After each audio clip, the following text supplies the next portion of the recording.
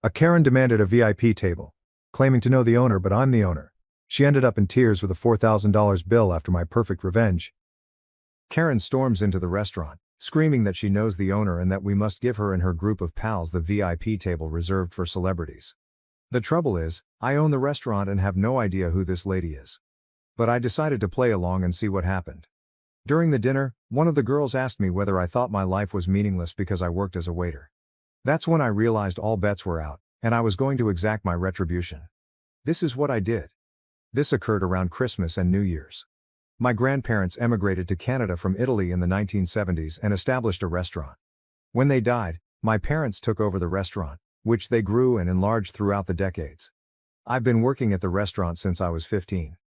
As my parents became older, they retired and became snowbirds, spending the winters in Florida. They sold the restaurant to me a few years ago, but they kept a tiny percentage of the stock as a supplementary source of income in addition to their savings. As soon as I took possession, I modernized the old place. I rebuilt the restaurant, altered the logo, and contacted local and national newspapers to place advertisements. I invited food critics, bloggers, and vloggers.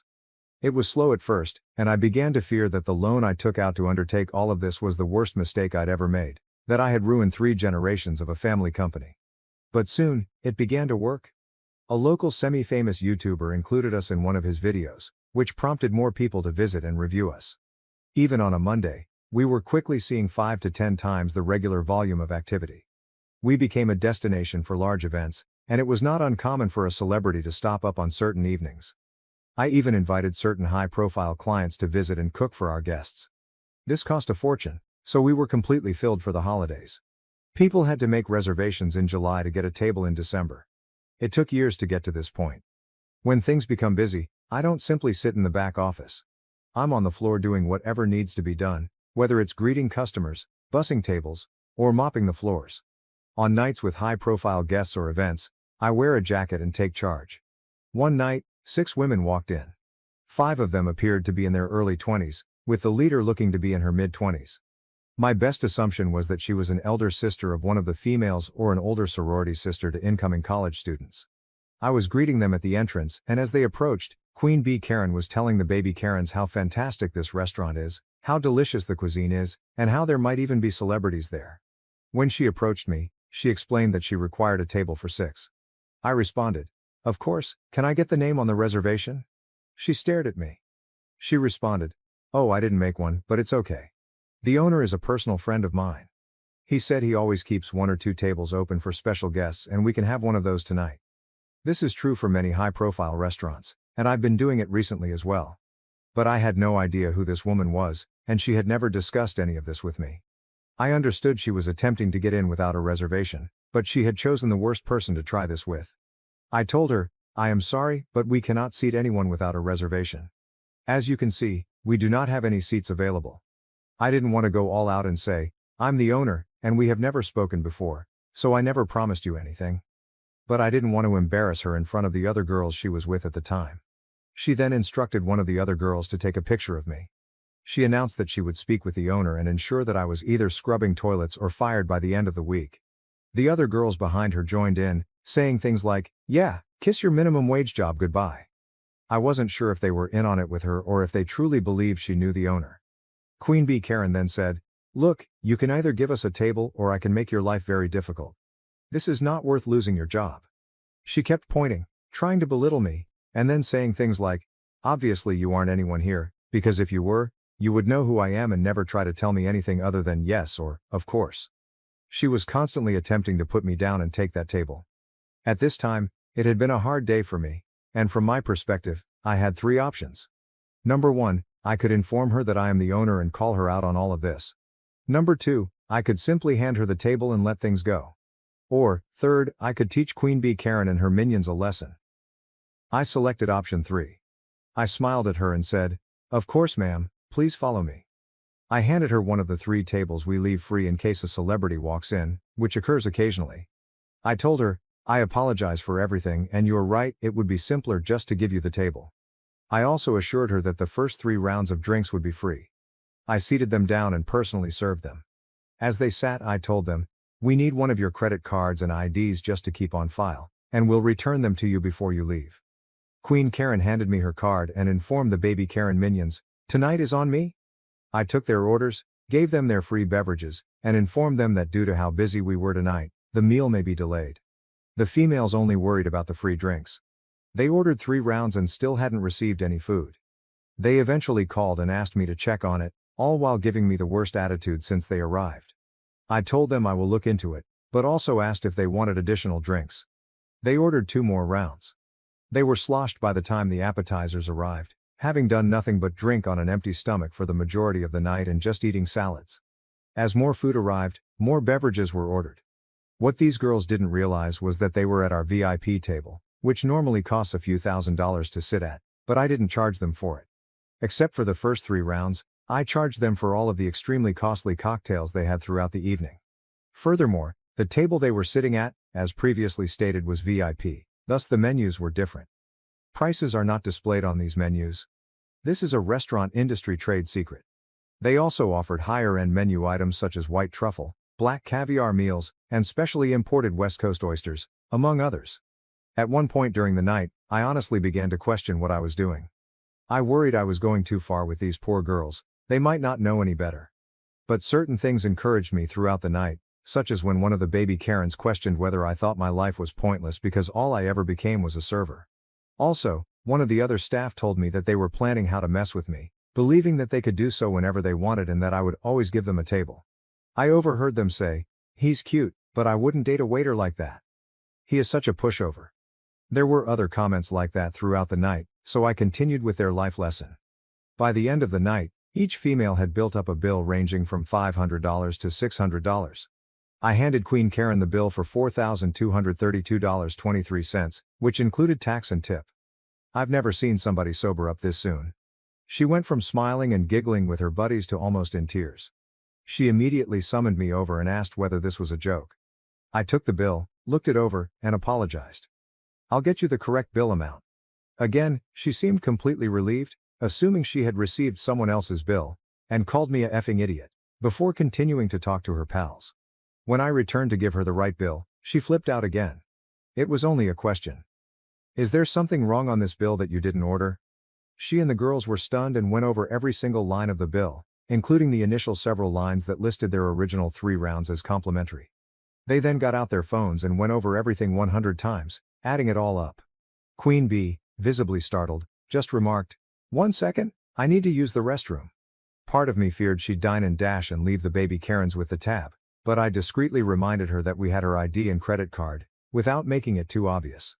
I was concerned that she would run out of money. 10 minutes later, she returns with new makeup, clearly crying, and tells me all about how poor the food was, how dreadful the drinks were, and so on, demanding that I at the very least cut the cost in half. She went on to say that the baby Karens would help, despite the fact that she had previously informed them that the night would be hers. Then, as if a light bulb went off in her head, she brought up her alleged relationship with the owner again, as if it would give me extra motivation to lower the amount in half. I smiled as I told her, "No, simply no. I can't change the bill." She takes out her phone and shows me a series of text messages from someone named after my restaurant, followed by the word owner. I instantly grasped what she had been doing in the bathroom, most likely changing one of the other Karen minions' contact names and erasing prior texts to establish this new script. I reviewed the messages and clicked on the contact information before telling her, "That's not the owner's cell phone number." Her response was, "He has multiple phones for business, of course. You do not know all of his numbers." I replied, "How about this? If we call him and he says it's okay to take 50% off the bill, then I'll do it." Her response was to begin ranting and screaming, which drew the attention of the few remaining patrons, and I knew it was time to finish this. I told her in a less conciliatory tone, "Cut the crap, little girl. You do not know the owner. You've never been here before, and if you continue ranting, I'll call the cops." Her tone changed as she attempted to defend herself as best she could. My response to her lame retort was, "My grandfather established this restaurant. My family has been running this establishment for centuries. I've worked here for nearly my entire life. I am the sole owner of this restaurant, and I have never seen you, heard of you, or made any promises to a stranger I have never seen before tonight." The little Karens were frozen and had no idea how to react. Queen B was in tears. I added, "Now, I provided you the table you wanted, one of these particularly reserved tables for high-end clientele, which I did not charge you for, as well as 3 rounds of free drinks. If you do not pay your account, I will call the cops and give them your identification. Karen signed the bill in tears, and the tiny Karens reached into their wallets to hand her whatever cash they had, which was probably a couple $100, with the promise to repay her more. 2 days later, an angry man arrives at my restaurant and requests that one of my bartenders talk with me. I was in the back office working, so he had to wait for about a half hour. She was with him too, but she kept her head down. I took them both to my office and showed him highlights from the security cameras, which had particularly high-quality audio because they were in the VIP area. We needed to keep good records in that region due to previous unconnected accidents. I showed him the majority of it, their remarks, orders, everything. When all was said and done, he rushed out with her, yelling at her the entire way. I have not seen or heard from any of them since, but the initial bill I gave them, which did not include the $120 oysters, is framed on my desk. As a side note, I did not lose as much money on the table in 3 rounds of drinks as you might expect. The table was intended to be empty anyway, so I didn't lose anything because I hadn't expected to gain anything in the first place. The cost of the meal and other drinks more than compensated for the loss in the first 3 rounds. So now that you know everything, am I the jerk? Probably the most astonishing thing about the Karens in this situation, aside from the money, trying to muscle their way into securing a seat and avoiding paying the bill, was their perspective on the world. That solitary statement concerning the OP's, original poster's, inadequacy as a waiter definitely stood out. It seems that OP was going to loosen up on his entire vengeance plan, but then one of the baby Karens asked him if he felt his life was meaningless because all he had become was a waitress. That has to be one of the most insanely entitled viewpoints we've ever seen on this channel. It may not be as exciting or insane as some of the other stories, but the fact that she actually sees the world in this way is simply sick. There is absolutely nothing wrong with having a job, regardless of the income. This occurs frequently with jobs such as janitors, and I despise it when individuals believe they are superior just because they do not work in those positions. There is nothing wrong with becoming a janitor. I don't understand that mindset, but in this situation, she not only feels that way, but she also wants to mock him for doing a difficult job, such as being a waiter. Or at least that's what she believes he's doing. One more thing. I'm happy this story ended on a somewhat gratifying note, with the father attempting to reverse the situation but becoming more enraged with his daughter than the restaurant owner. The only thing that scared me out was that the restaurant was recording audio of the folks sitting at that table. I would probably avoid going to a restaurant if I knew my talks were being recorded. Anyway, I'm glad it worked out for the OP, but please tell me how you would have handled the matter if it were your restaurant and these were your customers. Was the OP a jerk or not, and why? Now, for the next story. After finding 2 tampons and other suspicious clues, I uncovered the disturbing truth behind my husband's secret meetings. I, 29F, have been with my husband, 30M, for 7 years, married for 4. I've never had reason to suspect he was unfaithful to me or even remotely dissatisfied with our marriage. He likes to joke that we're still living the honeymoon phase nearly 5 years and 2 kids in. I wouldn't have questioned that, or him, were it not for a surprise I found in his car last month. When buckling our daughter into her car seat, I noticed something slotted between the cushions. I pulled it out and saw that it was a tampon. This wouldn't have been so unusual had I not had an IUD that has stopped my period for the past year, and I didn't even recognize the wrapper style. I brought it to my husband's attention, and he didn't seem to understand what it was, let alone why I was holding it, until I told him where I'd found it and why I was almost certain it wasn't mine. He shrugged and said it probably belonged to his coworker, Fiona. It's not uncommon for my husband to carpool to lunch with his coworkers, and we're both fairly close to Fiona and her husband, so I figured it was entirely possible the tampon had slipped out of her purse whenever he had driven with them or offered her a ride. No big deal. I put it out of my mind until we had dinner with Fiona and her husband a couple weeks later. I had sincerely wanted to believe my husband. I just couldn't get over the way it had been tucked in the seat and how my husband had seemed not to have any regard for it whatsoever. Maybe playing dumb. I don't know.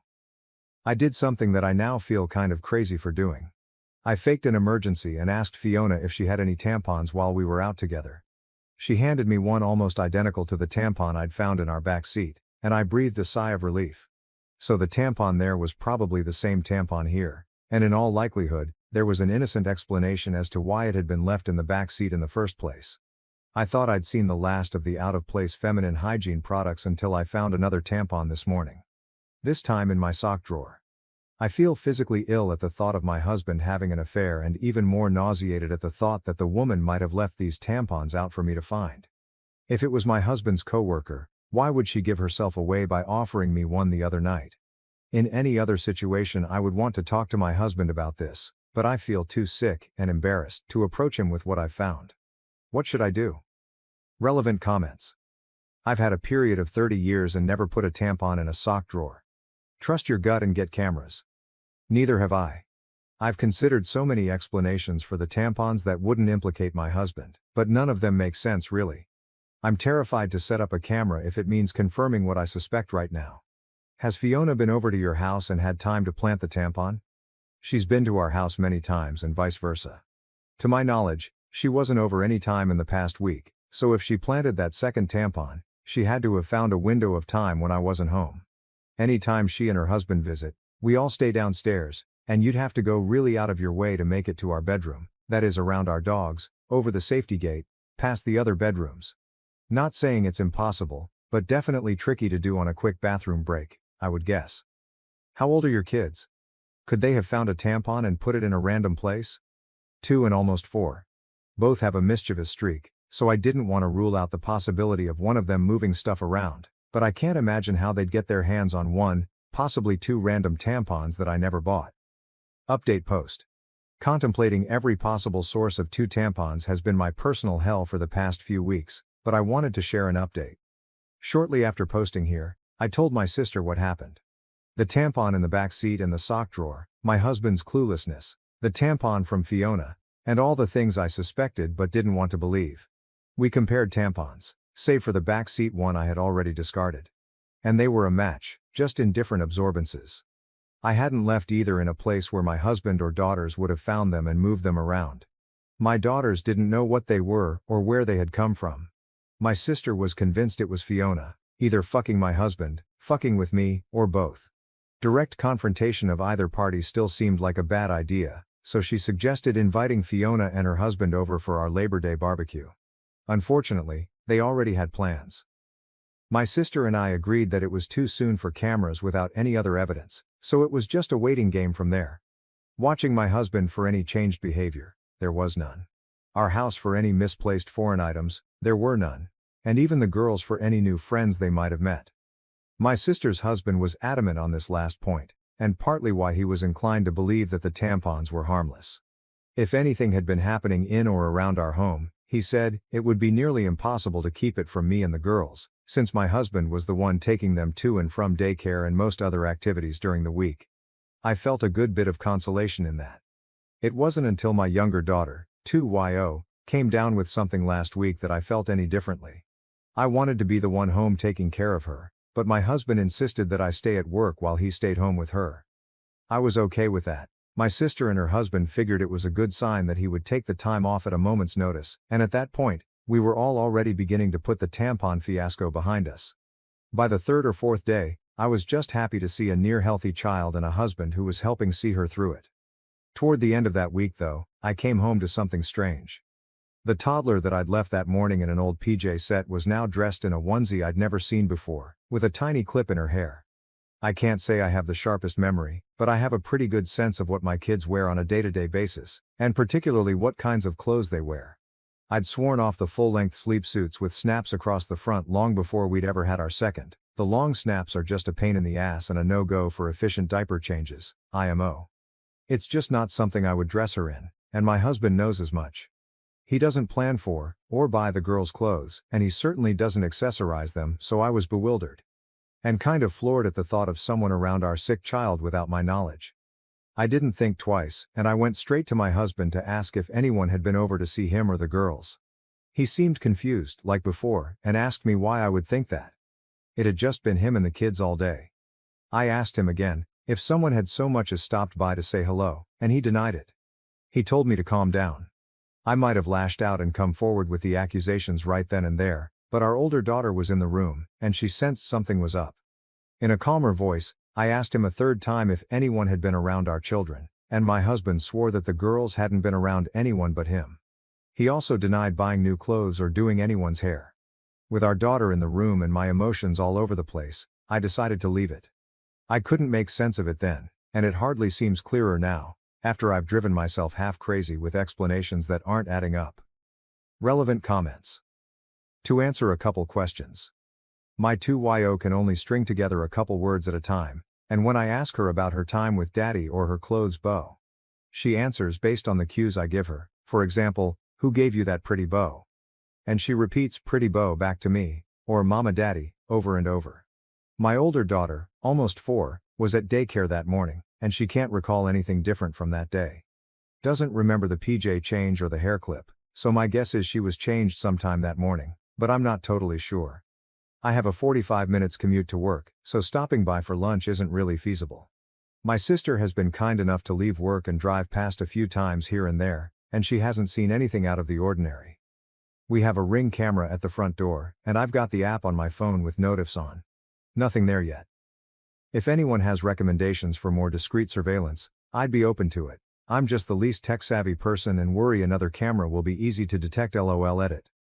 And yes, we get our carbon monoxide detectors tested regularly. Is it possible one of the hair clips came from daycare? I could see the hair clip being a possibility, but less likely on the onesie. My younger daughter hadn't been to daycare in days, and if either of them had returned with something like that before I would have noticed, especially since it was the kind of onesie I hate with a passion. LOL. People comment that they can't wait to find out the ending to this saga. My money's on the Hollywood horror ending. Hopefully dreamed up the dogs too so I can finally stop picking up their imaginary shits and whatnot. Final update post. After nearly losing my mind over a hair clip and a onesie, I realized I wasn't getting anywhere with the accusations and half-baked guesswork. I'd gotten so absorbed in the paranoia and misery of my situation that I wasn't sleeping, eating or caring for my kids the way I should have been. And I wasn't getting any answers. So I decided to pull the trigger on the hidden cameras and have them shipped to my sister's house, with my BL agreeing to help with the install setup over at mine. Before the cameras were ever delivered though, I got my long-awaited confirmation last week. A Ring notification had alerted me to motion at the front door while I was at work. Half expecting to see a delivery person, pet or lawn care salesman for the 15th time, you can imagine my surprise when I saw a clip of a young woman leading my daughter into the house hand in hand, with my husband and other daughter close behind them. The girls were supposed to be in daycare and my husband was at work. The woman, as far as I knew, was living 2 states away with a court order keeping her there. I immediately called my husband to ask him what the fuck this woman was doing in our house. He didn't answer, so I texted it to him. Even in his stupidity, he probably realized he had messed up by going through the front door, knew I had gotten the Ring notification, and wanted to delay the inevitable. By the 5th or 6th subsequent call though, he did pick up. The woman on the camera was my husband's sister. As I would come to find out later, she was the likely source of both tampons, the onesie, and the bow. She is also a registered sex offender and a recovering addict, who spent the better part of her adolescence and young adulthood coercing the silence of another one of my husband's family members after she had molested them. I hadn't seen or heard from her in years, and from the way my husband talked about her, I didn't expect I ever would. But here she was, in our house, with our children. Suffice to say I was livid. It wasn't an affair at all and still, somehow infinitely more disgusting knowing who it was and why all of this had been happening. Apparently my Sil, fresh off another stint in rehab, had wanted to reconnect and make amends with people she'd hurt, and my husband was high on that list. My husband didn't want me to know or, worse, try to keep her family, our children, away from her, so they'd been meeting in secret, often at our house when I was at work. They would enter through the garage, in my husband's car, so the Ring camera at the front door wouldn't tip me off. She spent the night on a weekend I had been on a business trip and slept in our bed. She babysat our girls on a night my husband told me he had dropped them off at his parents'. She bought the girls clothes and dressed my youngest in the onesie and bow that my husband had promised in his life I had dressed her in myself. My husband swore this was all in my head. The tampons, the onesie, the bow, and all the rest. He was perfectly content to watch me agonize for weeks over a woman he insisted didn't exist. Shrugging off each progressively more unsettling discovery like it was news to him and telling me I was being irrational. He insinuated that I was experiencing postpartum depression, 2 years after I'd given birth. 4 years later, I told him that one of my biggest fears for motherhood was to suffer from PPD like my mother had with me, to not be fully present for our babies and be left with a world of guilt and regret as they grew older. He told me I wasn't sleeping enough, that I missed the girls too much, that I needed to take a step back and reevaluate the state of my mental health. I gave him the benefit of the doubt because he was my husband, and because no other version of events made sense. Now, after a month of this mindfuck, I have nothing to show for my trust but this pathetic situation. And a lot of anger.